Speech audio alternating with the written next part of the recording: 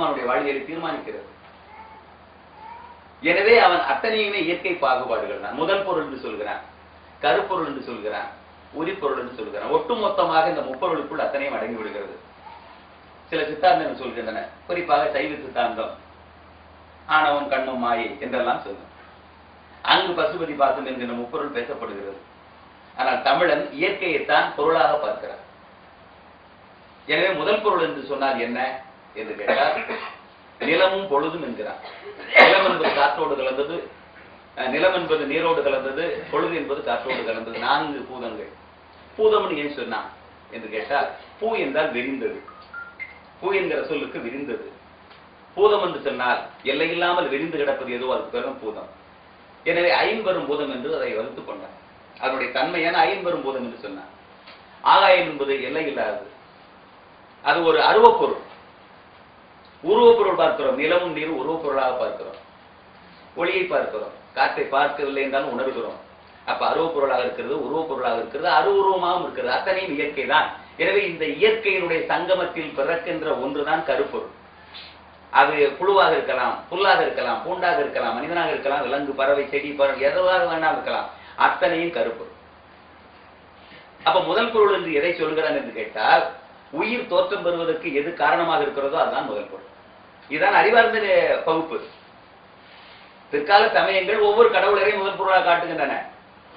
இந்தந்த கடவுள் தான் மூல முதல்வனே, ஆதி முதல்வனே, ஆதி மல்லம் அந்தமில்ல அருப்பெரும் ஜோதி என்றெல்லாம் அவரவருடைய நோக்கத்திற்கு அவரவர் சமயம் சார்ந்து கடவுளை முதல் பொருள் என்று சொல்கிறார். ஆனால் தமிழன் மட்டும்தான் இயற்கையை முதல் பொருள் என்று கண்டார். அதில் தோன்றுகின்ற அத்தனை பொருளும் கருப்பொருளாக காட்சியளித்தன. அந்த கருப்பொருளின் ஒன்றுதான் கடவுளும் கூட. மறந்துவிடக்கூடாது.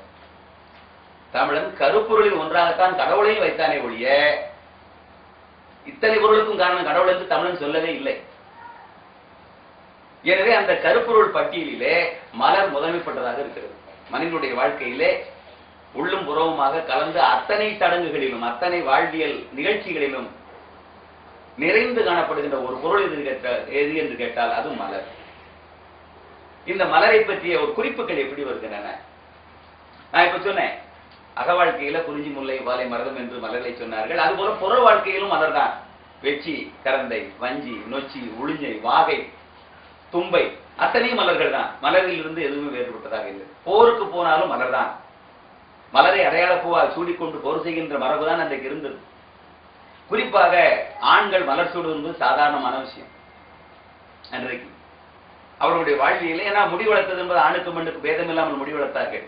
வெட்டி கொள்கின்ற மரபு எல்லாம் பின்னால் ஒட்டி கொண்டது. எனவே அப்படி ஒரு நிகழ்ச்சி திருக்குறளிலே ஒரு தலைவன் தன்னுடைய தலையை சீவி சிங்காரித்து கொண்டை போட்டு பூச்சி விடுகிறான். அருகிருந்து தலைவி பார்க்கிறார், என்ன அலங்காரம் எல்லாம் ரொம்ப அதிகமாக இருக்கிறது, யார்கிட்ட காட்டுறதுக்கு இப்படி சீவி சிங்காரிக்கிறீங்க என்று கேட்கிறார் தலைவி. ஊழல் கொண்ட தலைவி. அந்த குறள் சொல்கிறது, கோட்டுப்பூ சூடினும் காயும் பிறள் ஒருத்தியை காட்டிய சூடினீர் என்று.